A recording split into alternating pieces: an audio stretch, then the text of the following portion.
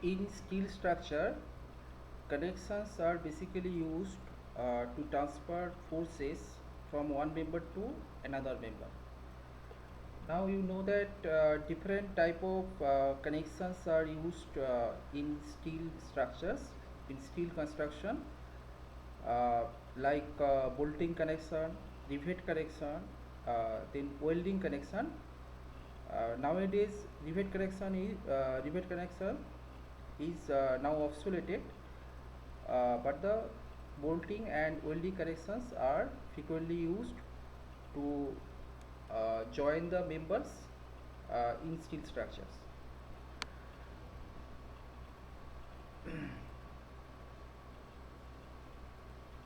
You know that in bolting connections, the welding, so this is a welding connections. So a welding connection is more efficient than bolting connection. Why?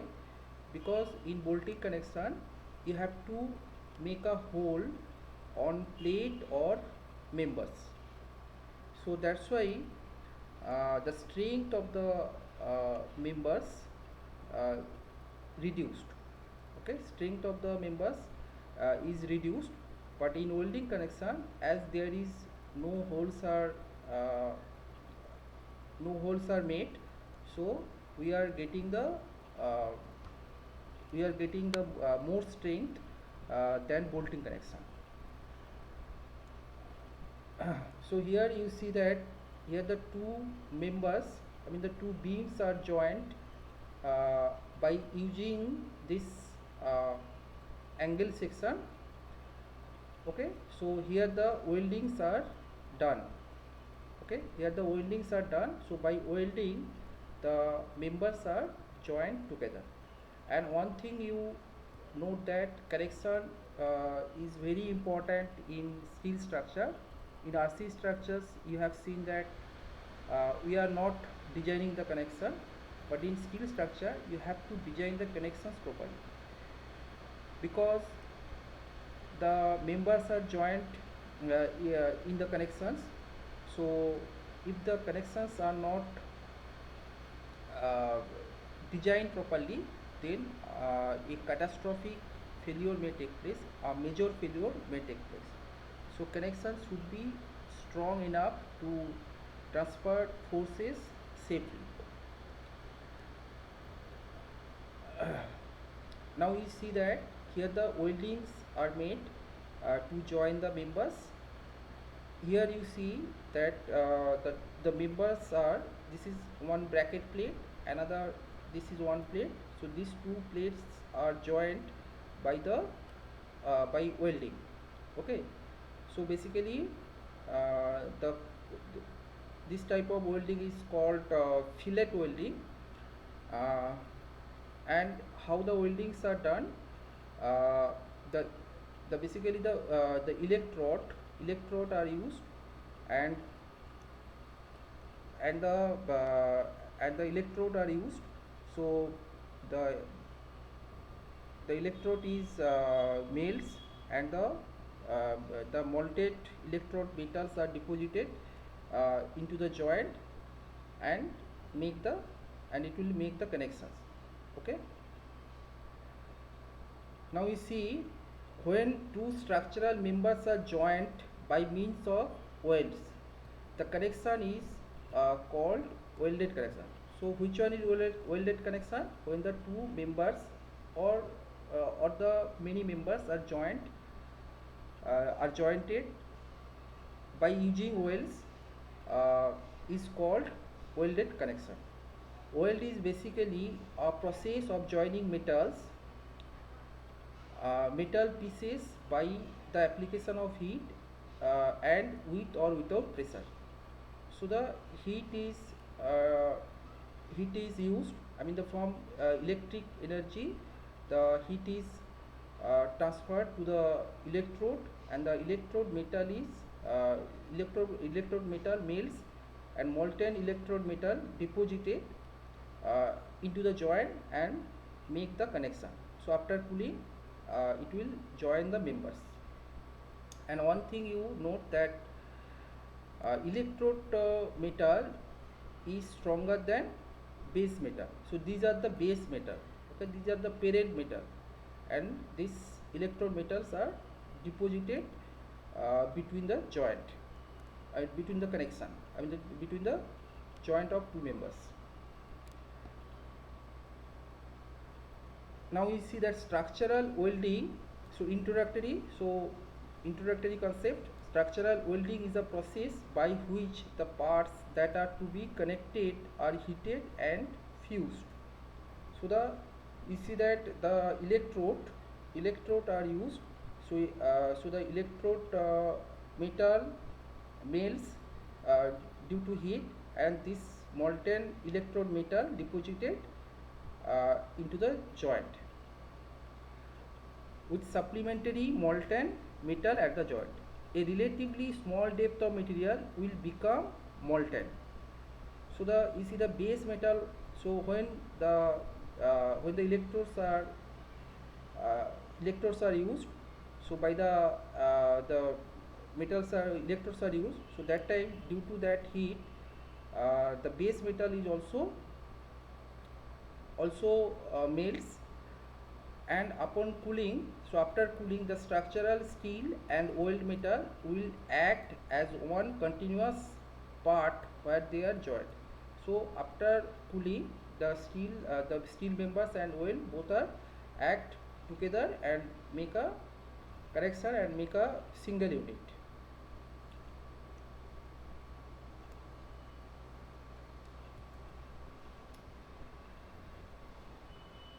The additional metal is deposited from a special electrode. So you see that the electrode metal deposited into the joint, and so as the huge temperature required, so due to that temperature, the base metal is also molten.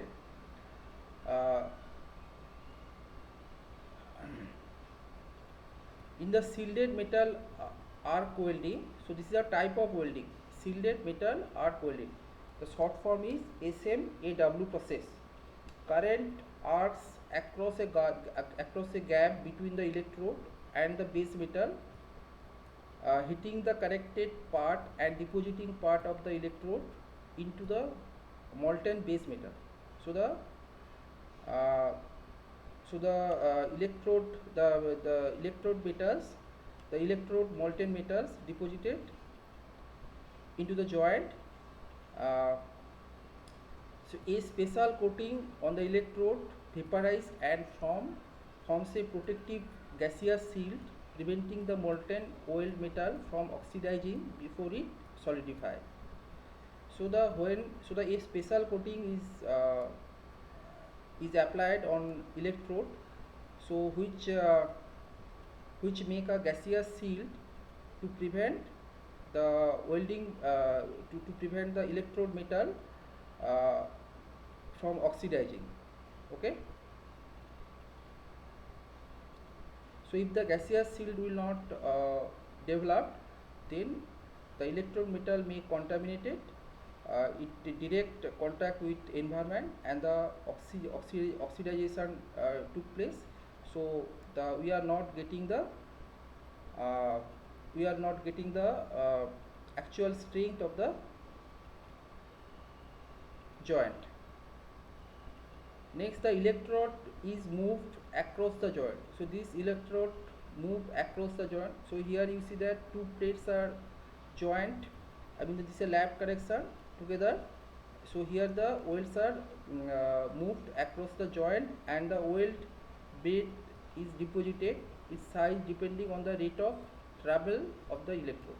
So size of the weld depends on how the electrodes are moving. That so it depends on that. As the weld cools, impurities rises to the surface, forming a coating called slag. Okay, that must be removed. So after cooling, the metal, the impurities comes on surface. So these impurities you have to remove, and which is called slag. So slag has to be removed before the member is painted or another pass is made with the electrode. Now this type of node, come to the node, shielded metal arc welding is usually done manually and is the process universally used for field welds. So in field welds, the shielded metal arc weldings are done. So you see that here is a lap connection and the two plates are joined by the welding. Similarly, this T connection, this plate and this web and flange are joined by the welding. Okay, so this is a welding is made here. Now what are the advantages of welding connection? Now in bolted connection you see that the holes are required, but in welding there is no hole. So we get the more strength, so and also the connection is more efficient than bolting connection as there is no hole in welding.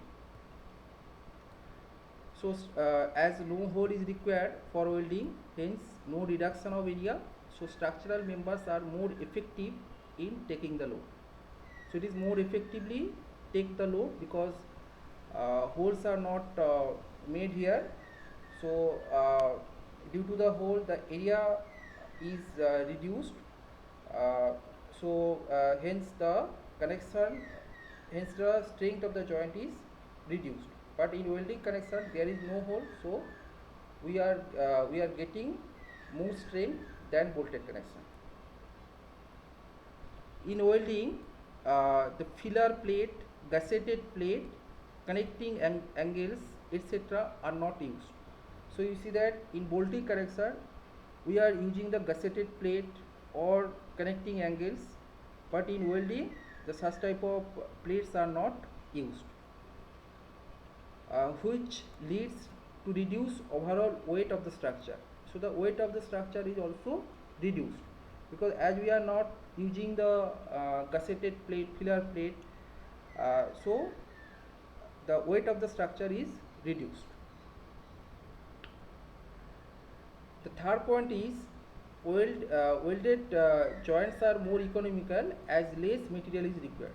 So welded joint is more economical because the less material is required. The efficiency of the welded joint is more than that of the riveted or bolted joint. So as I have said, the efficiency of the welded joint is more than bolted joint. The welded joint, the fifth point, the welded joint looks better than bulky bolted joint. So it looks better. I mean the architectural appearance of the welded joint is better than bolted joint. The speed of fabrication is faster in comparison with the riveted joint. The speed of fabrication, it is faster than riveted joints. So the seventh point, the complete rigid joint can be provided with welding process. So rigid joint can be made in the welding process. The eighth point, the alteration and addition to the existing structure is easy as compared to riveted joint. The ninth point, no noise is produced during the welding process as in the case of riveting. So in case of riveting the noise is produced because in riveting connection you have to hammer the rivets, so the noise produced, but in welding connection there is no noise.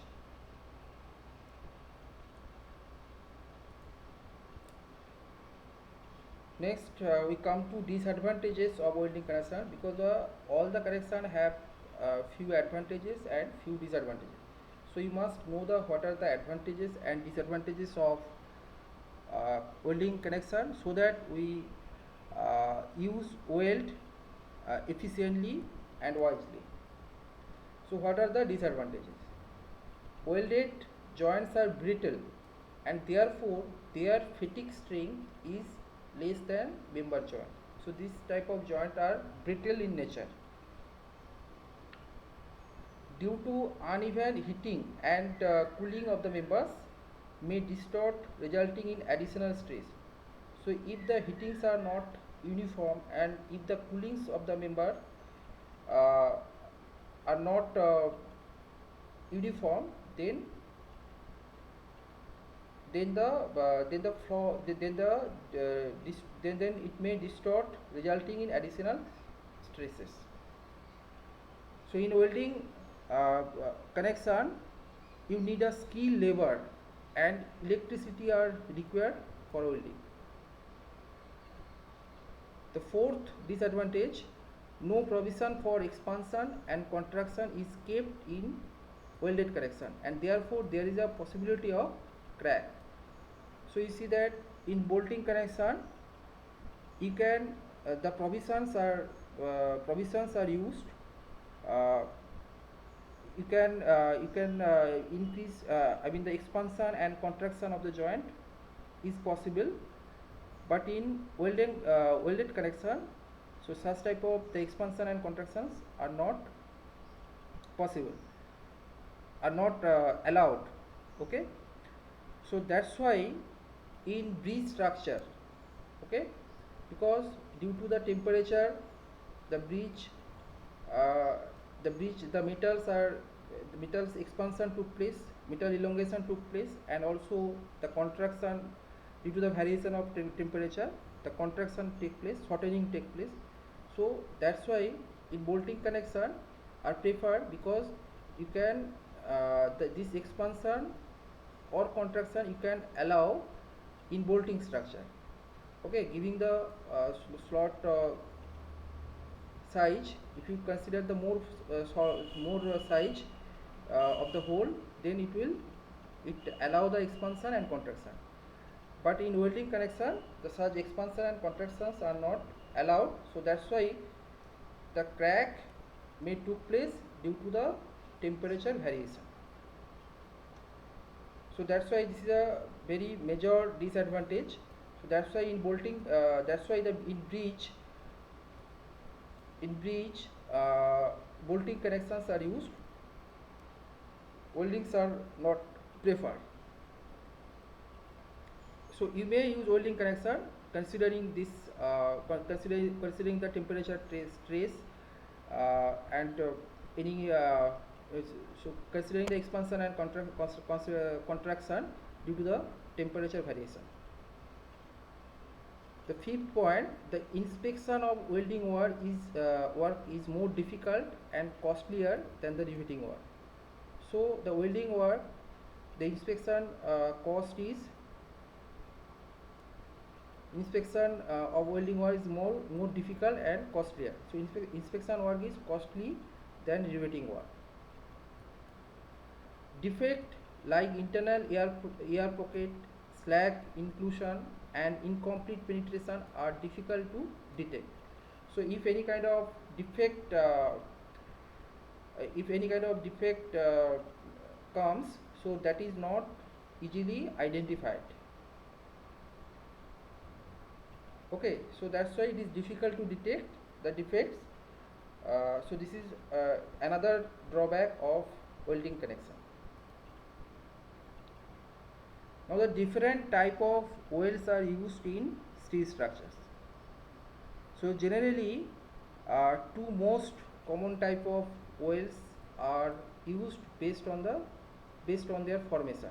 So two type of welds are used based on their formation. One is fillet weld, another is groove weld or butt weld.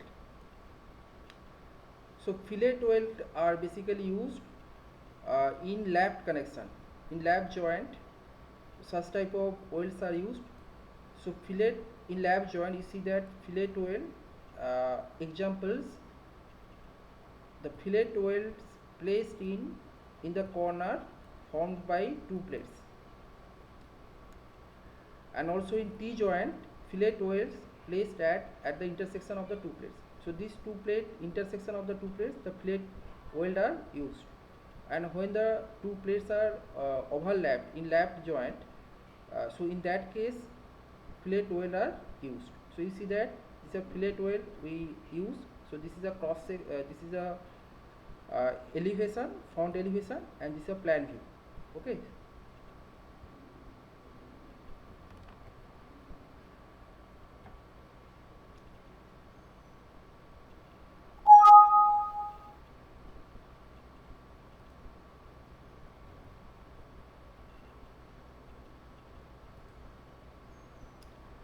Now you see that different lap joint and T joints are joined by fillet weld. So you see the cross section of the fillet weld, and this is a front view, another this is a plan view. The axial load is applied. These two plates are overlapped, it's overlapping link, and along this edge the weldings are done, and the such type of welding are called fillet weld.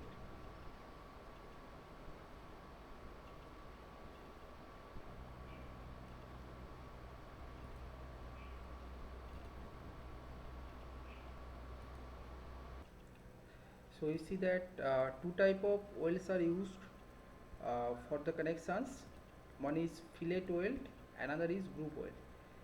So when the two plates are lapped together, okay, this is one plate and this is another plate lapped together, so that time the fillet weld are used.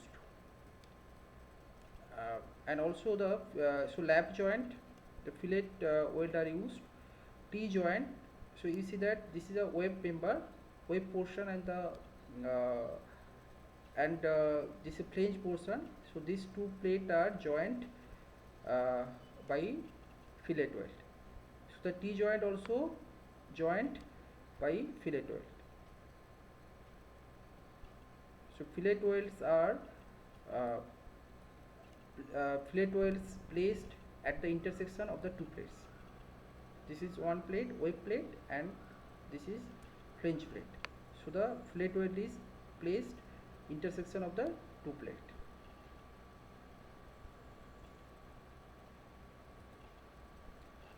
Now another is the groove weld. So groove weld is basically done. So this is also called butt weld. So when the end of the plates are joined, so that time the butt weld or groove weld are used. So you see that these two plates are joined end to end using butt weld. So deposited, so welding material, I mean the molten metal is deposited in a gap or groove between two parts to be connected. So it is deposited between the gap of two plate, either complete or partial penetration. Okay, either complete or partial penetration. So here the complete penetration are done, whereas this type of connection uh, has partial penetration. Partial penetration has been made. So groove welds can be made from one or both sides with or without edge preparation. Example: butt, T, and corner joints with beveled edges. So this is a complete penetration, and this is partial penetration of the weld. So this welding, I mean the molten electrode metal deposited into the gap. So either this deposition is complete or partial.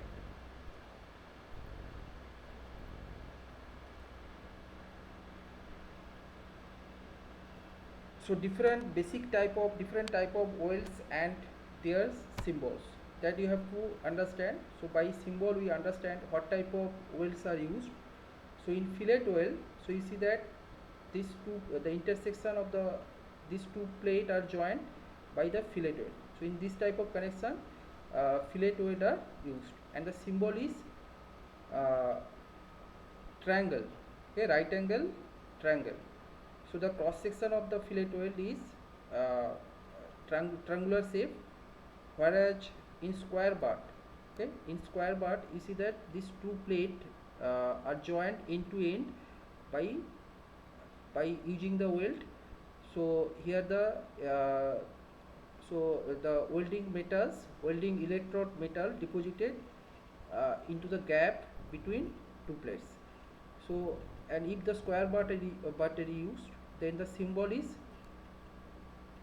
this one is the symbol, or the cross section of the square butt is like using the two parallel line.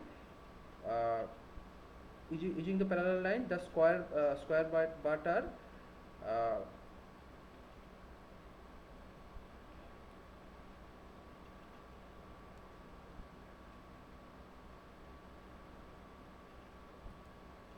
so you see that by using the parallel line, the square bars are represented, whereas single V butt, so again the gap is filled up uh, by the molten electrode metal, and the cross section of the butt joint, cross section of the V butt, it look like V shape. So by this line we represent the single V butt joint. Another is double V butt. So using the cross symbol, the single V butt are represented. Similarly, single U butt. So using this symbol, the single U butt are represented. Similarly, the double U butt, using that symbol, the double U butt joint are represented. Now single bevel butt, so using that symbol, the single bevel butt joint are represented. Double bevel butt joint, so using the K symbol, the double bevel butt joint are represented. So this is a uniform symbol. So by symbol we understand the what type of butt joints are used, what type of welding are done, so that we understand. So means by triangular shape we understand that this is a fillet weld. Single J butt, the cross section of the butt joint, it looks like this, and using that symbol we understand that single J butt joints are made. And the shape of weld, flat, if the welding is done flat shape, then using that straight line we represent the flat weld. The convex weld is represented by this symbol, and the concave weld is represented by this symbol. The convex means the hogging, and convex, and concave means sagging.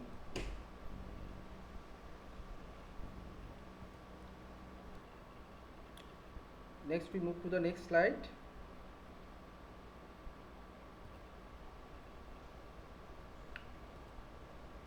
Now the most important welding is fillet welding. So you know that when fillet welding are used, when the two lap plate are to be joined, so that time the fillet welding are used.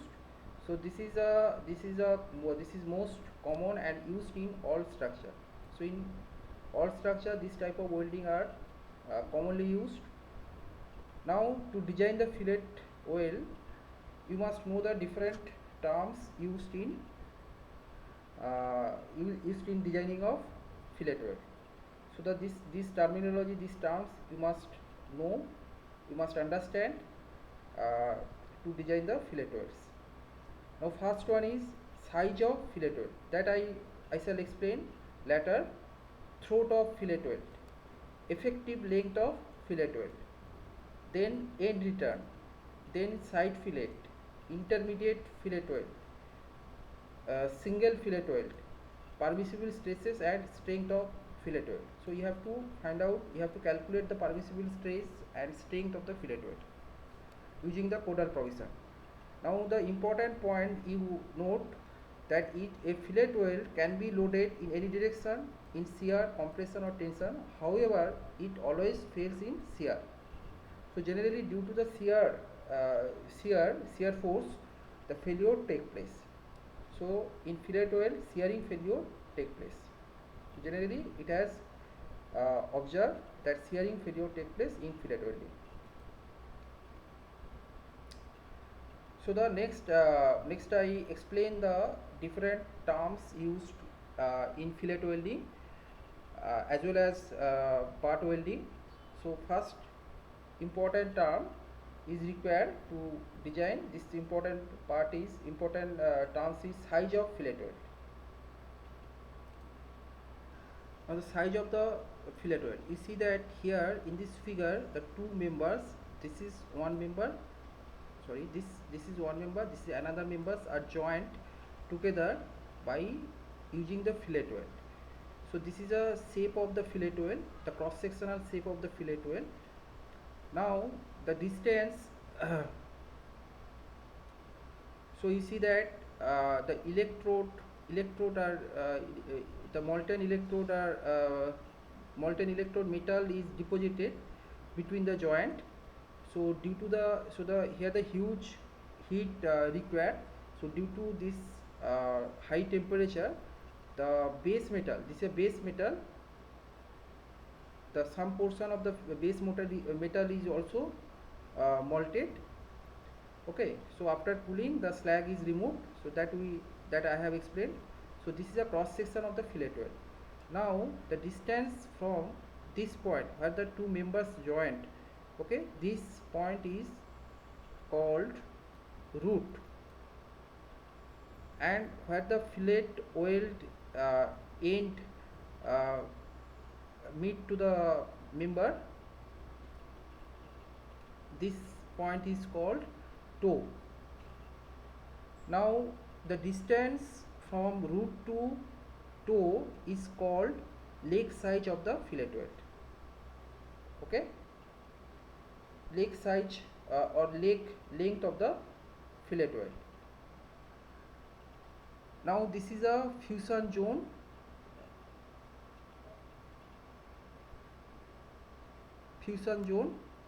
Now so this is the size of the fillet weld. The distance from root to toe is called size of the fillet weld. Similarly, this distance also size of the fillet weld. So the in fillet weld, you see that the fillet weld has two leg size. Okay, it may be equal or unequal. These two leg size may be equal or unequal. Now you see that the top face, this is a curve shape. Okay, this is a curve shape, and if I connect a straight line from toe to toe, then this extra deposit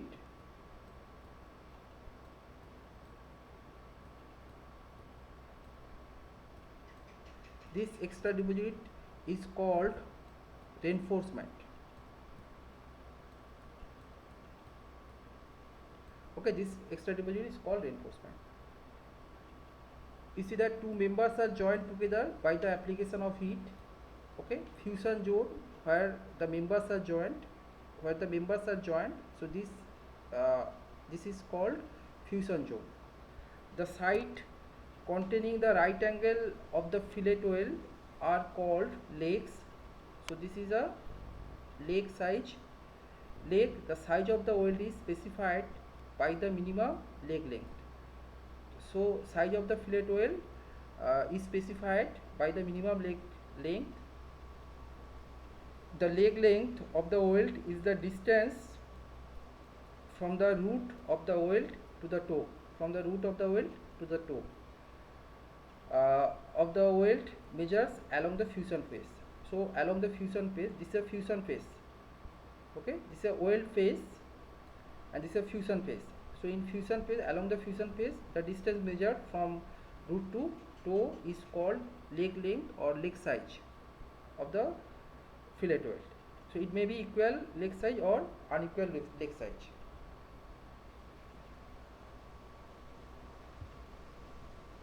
Now root 2,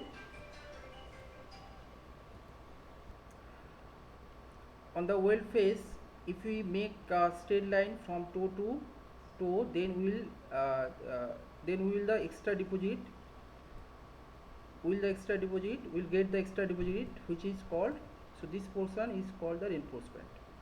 So this one is a weld face and this is a fusion face. So for simplification, we consider this is a triangular shape. Okay. The cross section of the fillet weld, and this is a leg size or size of the fillet weld.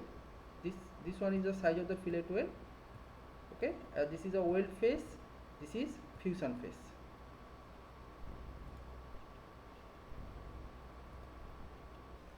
Now we see that minimum size of the fillet weld given in table 21. Table 21, page number 79. So minimum size of the first run or of a single run fillet weld, the minimum size are given. So here the serial number given in first column, serial number given, thickness of thicker part. So basically the two plates are when the two plates are lapped together, when the two plates are lapped, so that time the fillet weld are joined, plate weld are used. So you see that thickness of the thicker part. So thicker part of the plate, because the two plates are joined, the thicker part is considered. If the thicker plate is over or up to and including 10 mm. So 10 means the mm up to and including. If the plate thicker plate thickness is 10 mm, 10 mm or less than 10 mm, then size of the weld is 3. So you see that minimum size of the weld, it depends on thickness of the plate. Depending on the thickness of plate, the size of the weld are used. So the cross section of fillet weld is a triangular shape. So this one is the leg size. Leg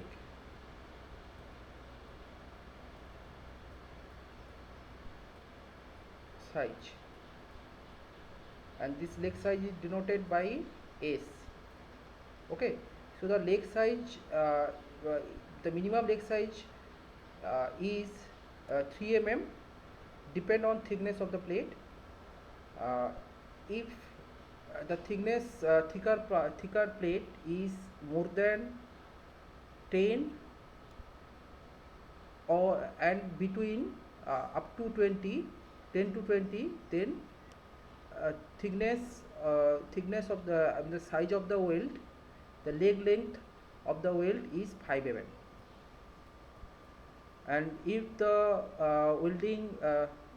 if the thicker part, if the plate thickness is 32, more than 32 and 32 to 50, if the within this range, if the plate thickness fall, then 8 is the size of the plate.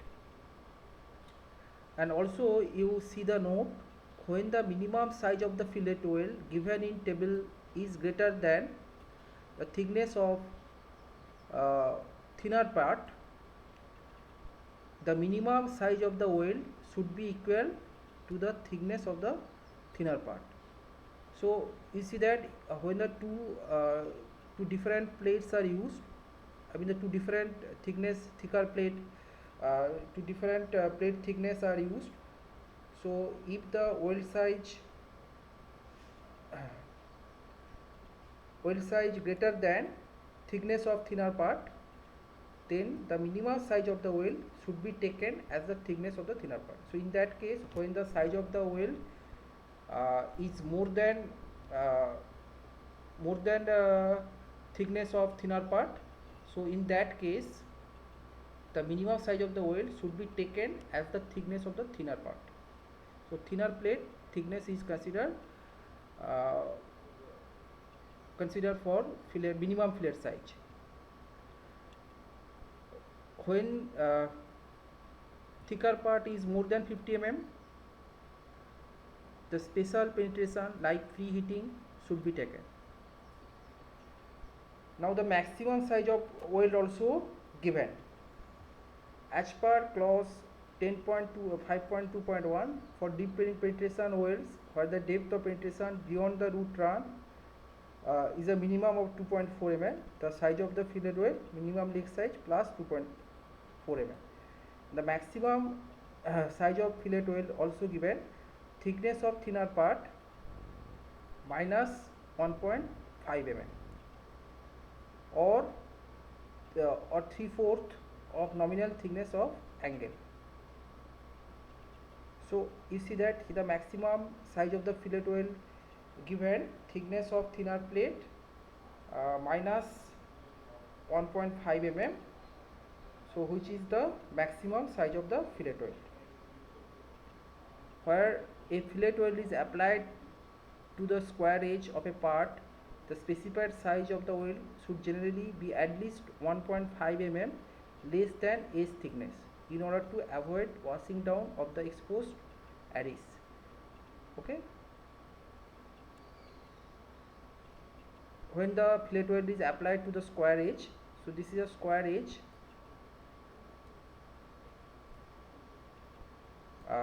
Now the thickness of plate, the specific size of the weld should generally be at least 1.5 less, means the thickness of thinner plate minus 1.5 mm.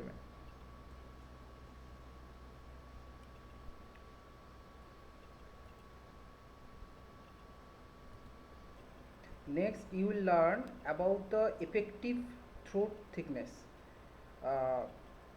of fillet weld. So the cross section of the fillet weld is a triangular shape, sorry, and this one is this is called fusion face, and this is welding face. So this portion is called reinforcement.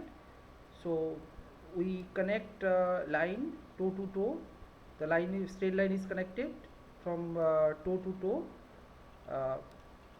So this is a root point.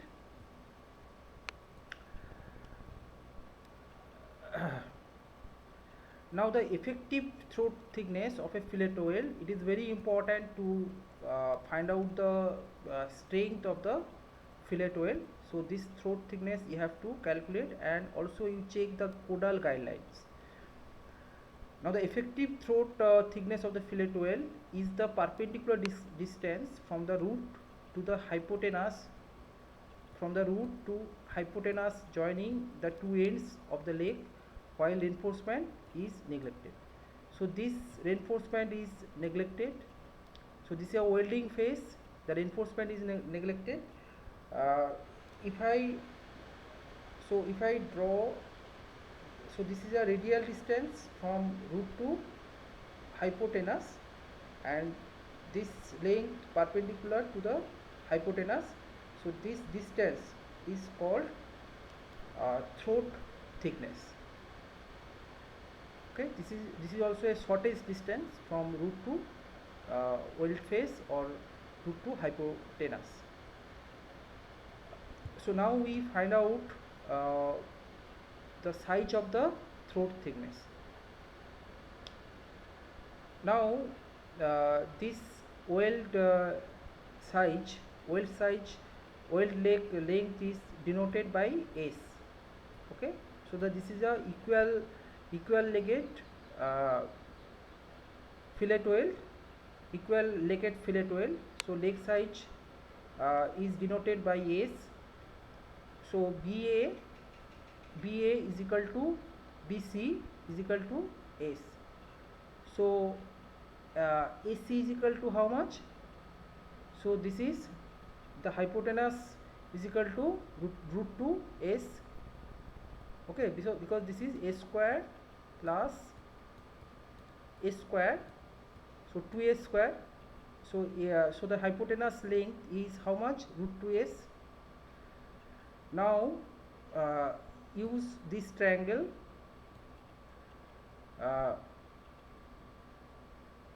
Next,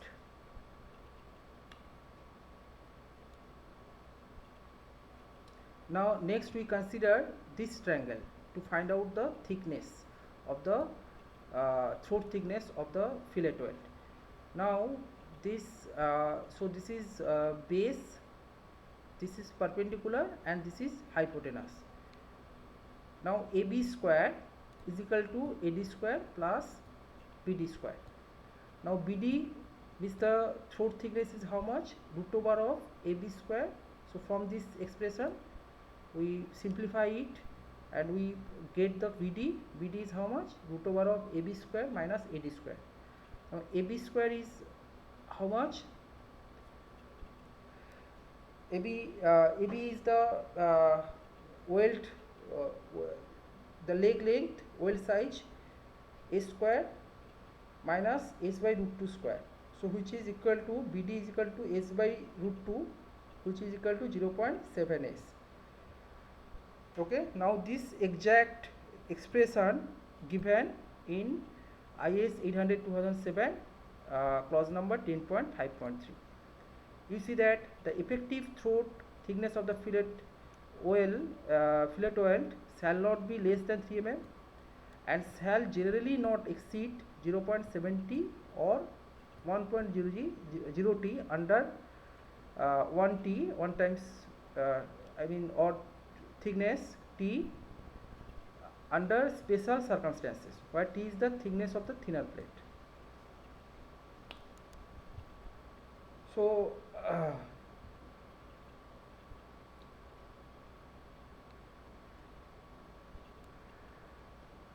okay, now now you see that in table 2 here the minimum and maximum size, maximum throat thickness are given. Okay, now how this value comes, if the angle between the fusion phase, okay, this is a fusion phase, this is a fusion phase, if the angle angle between fusion phase ranges between 60 degree to 90 degree, okay, then the K value is 0.7 and the thickness is denoted by T, which is equal to K. The K value is 0.7.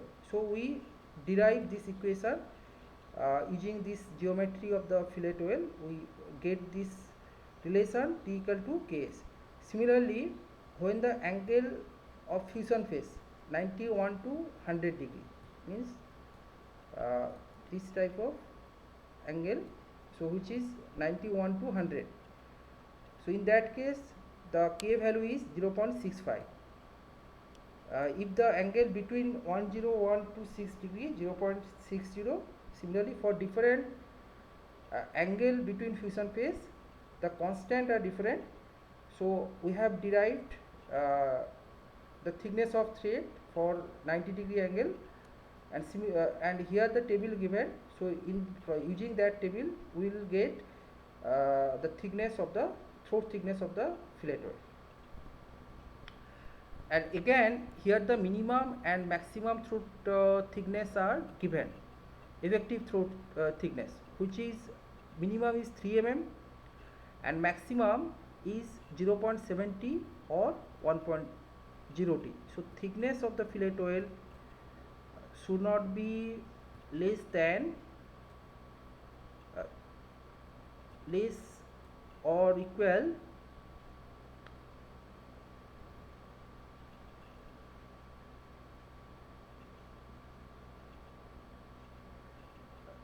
thickness is more than 3 mm. Okay, this is a minimum, and maximum it shall not be more than more than uh, more than 0.7 t. Okay, as per the codal provision, clause number 10.5.3, page number 78. So you see that this is a mathematical condition of mathematical formulation of effective throat thickness. The minimum effective throat thickness is 3 mm and maximum is 0.7 times thickness of thinner plate.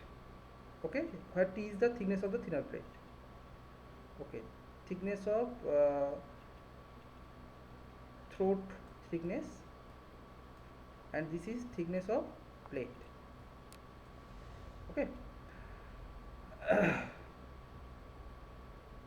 So you see that effective throat thickness shall not be less than 3 mm and generally not exceeding 0.70 or 1.0.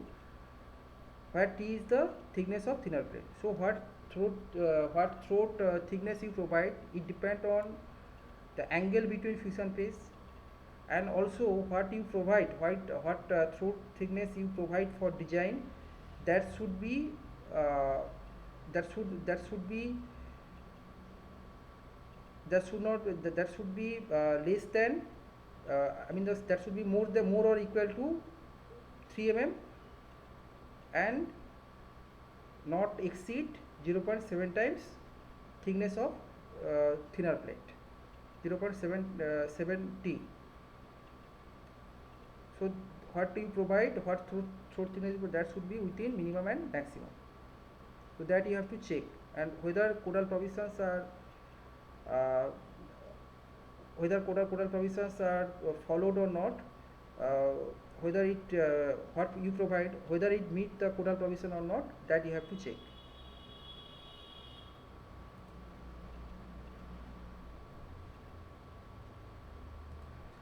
Okay, next we discuss effective length of fillet weld and end return. So what is effective length? You see that these two plates are joined. So this is the overlapping portion. So these two plates are joined by using the fillet weld. By weld, the members are joined. Now the effective length is how much as per code set. This is overall length. Okay, this is overall length minus overall length minus 2 times size of the weld.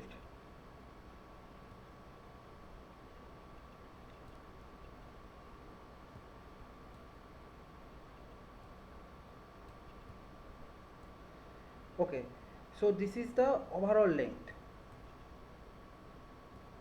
Okay, this is the overall length, and effective length is considered overall length minus 2 times size of the weld. Okay, why this 2s is subtracted from the overall welding length? Because this welding thickness is not uniform. Okay, so this welding is done manually. So at the beginning, suppose this is a starting point and this is a end point. So at the beginning, the welding is slightly tapered off, and at end also slightly tapered off. So we are not getting the uniform thickness. So that's why this S from starting point and at end S is taken.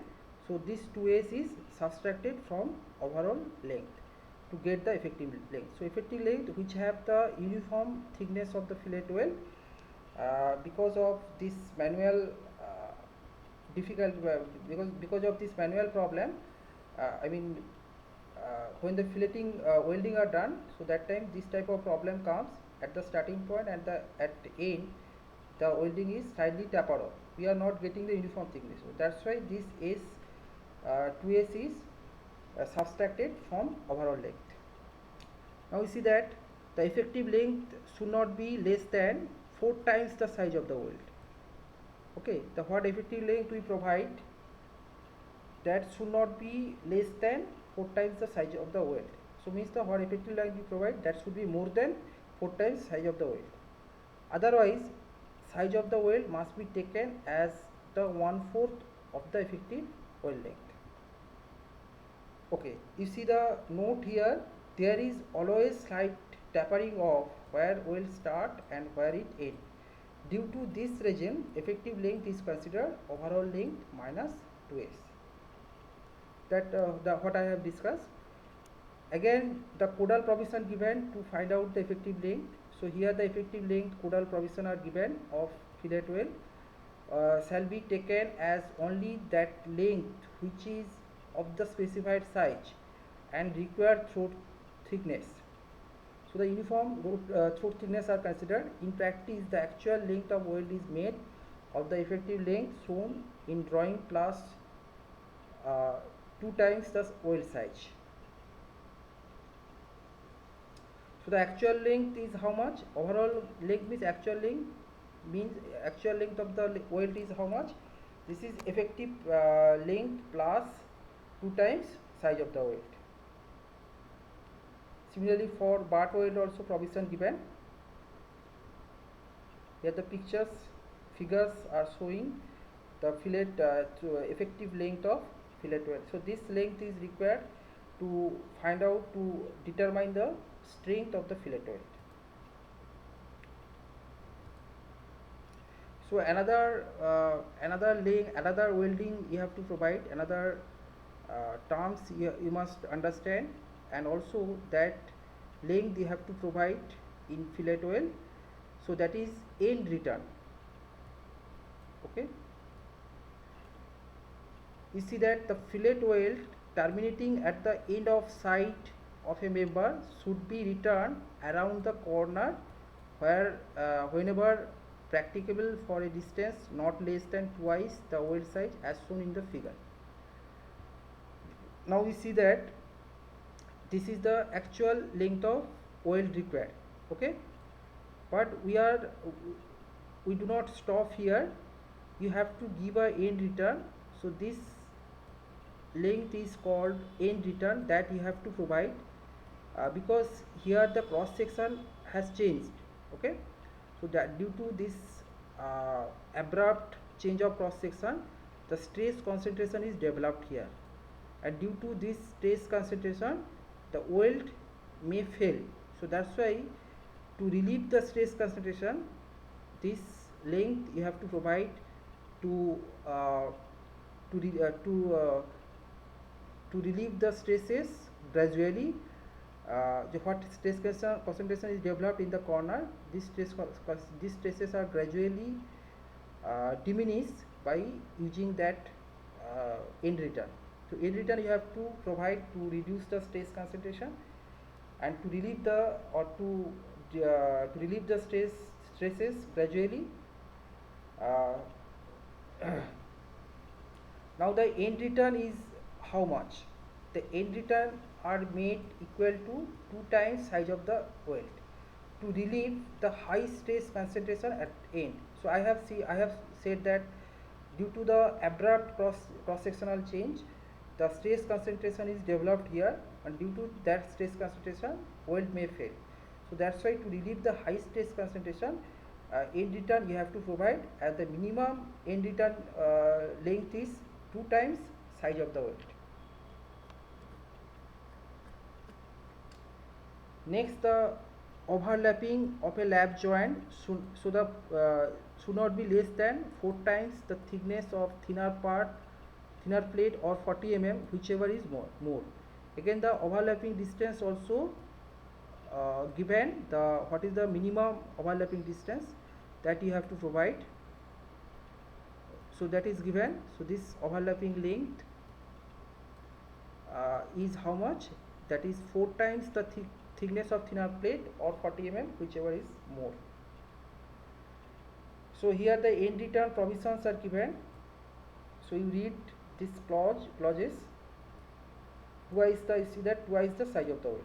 As I have said, twice the size of the weld. and lap joint thinner part, or 40 mm, whichever is more.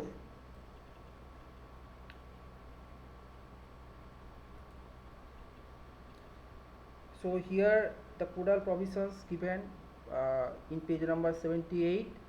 This is end return, this is a lap joint, size of the weld, uh, the effective, the size of the effective throat thickness, minimum and maximum given. 3 mm is the minimum and maximum is 0.70 or 1.0 t. The table given for to get the throat thickness. Again, this table 21 given to find the size of the plate, size of the fillet weld. So is here it is also minimum 3, and depend on thickness of the plate, we find the size of the fillet weld, leg size of the fillet weld. So you see that this is size of the weld, okay, leg size of the weld, and this is the throat thickness. So the size and throat thickness are given, minimum maximum are given. So what you provide, that should be within minimum and maximum, and also the effective length is also given, L effective. So these are required. These things are these things you need to determine the strength of the fillet weld.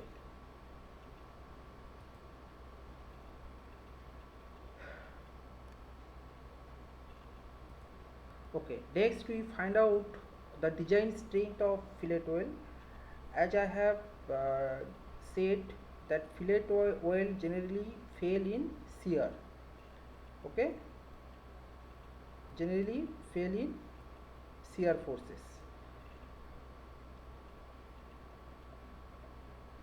Now we find out the nominal strength of the fillet weld using the Codal provision. So you see that this is a nominal strength of the fillet weld is how much?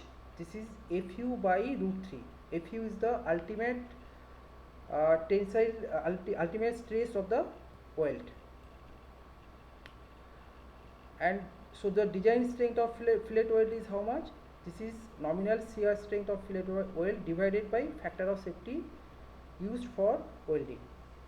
So if I divide it, then we will get the design strength of the fillet weld. Now what is the design force carried by the fillet weld? Now this is a strength, means the stress. So that this stress, if I multiply with the with area, effective area of the weld, then we will get the design forces. So that's why this strength is this stress is multiplied with the effective area. So now you see that this is a fillet weld, this is a S is the size of the weld, then T is the thickness of the throat thickness of the fillet weld. Now if the fillet weld is failed due to shear, then along that line failure plane take place. So along that plane the failure take place. So you have to consider the length and T. T is the thickness of the weld. So this, if I multiply it, effective length into thickness of weld, then we will get the effective area of the weld. Effective area of the weld.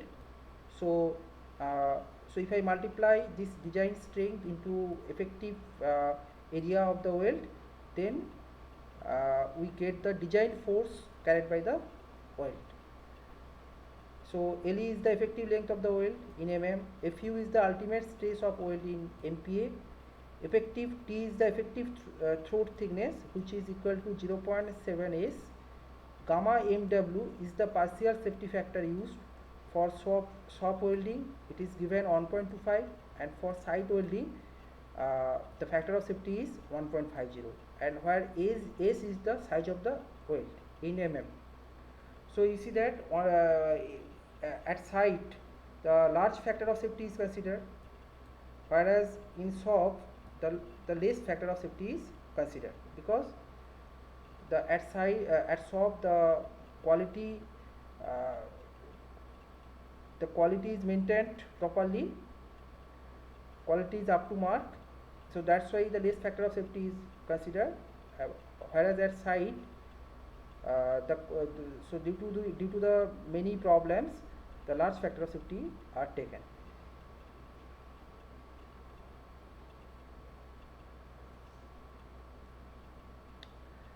So a fillet oil can be loaded in any direction in shear, compression or tension. However, it always fails in shear. The shear failure of the fillet oil occur along a plane through the throat of the weld as shown in figure. So along this line,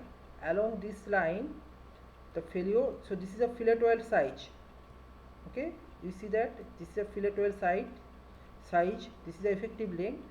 So if the fillet oil fail, then along this plane the welding failure took place. So what is the size of this failure plane? This is the length of weld, and this is T is the thickness of the fillet oil. So if I multiply, we will get the area of the fillet oil, and that we multiply with strength of the fillet oil to get the design force carried by the bolt. See this expression, P by TW into LE. So this is the design force, and tau is the shear strength. So the Codal provision given to find out the design strength of the bolt, and this is nominal strength of the bolt, which is equal to Fu by root 3.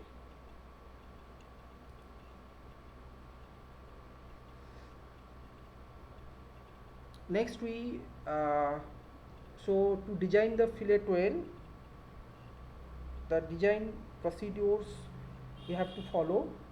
So one by one I am telling the design procedures of fillet oil.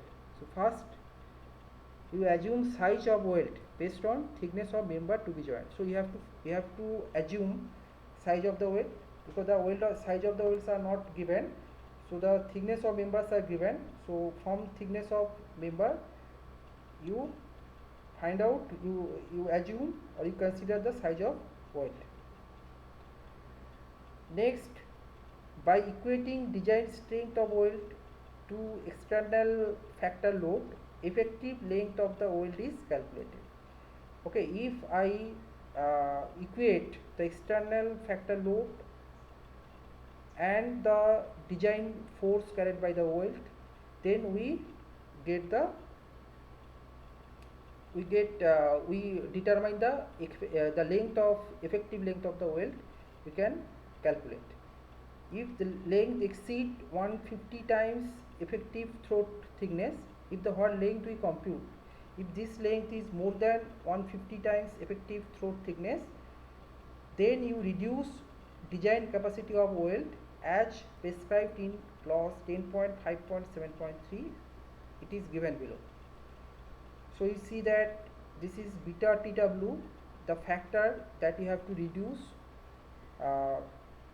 You have to reduce the design capacity if the length exceed more than 150 times effective throat thickness. So in that case, beta TW is equal to 1.2 minus 0.2 LJ. L suffix J means the length of joint in the direction of force transfer. T is the throat thickness of the weld. So this value given in IS 800/2007 clause number 10.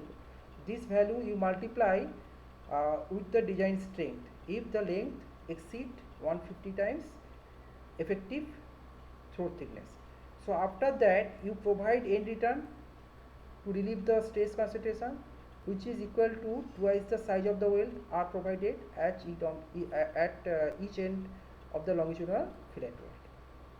So these steps you have to follow, and these are the Codal provision. You check the Codal provisions. This is the reduction. You have to reduction has been made for long joint when it is when the effective length is more than 150 times effective throat thickness. For shop weld and field weld, so this is a design strength given clause number 10.5.7.3, the nominal capacity given Fu by root 3. So here I end my lecture. Next class I shall discuss the numericals on design of fillet weld. Thank you.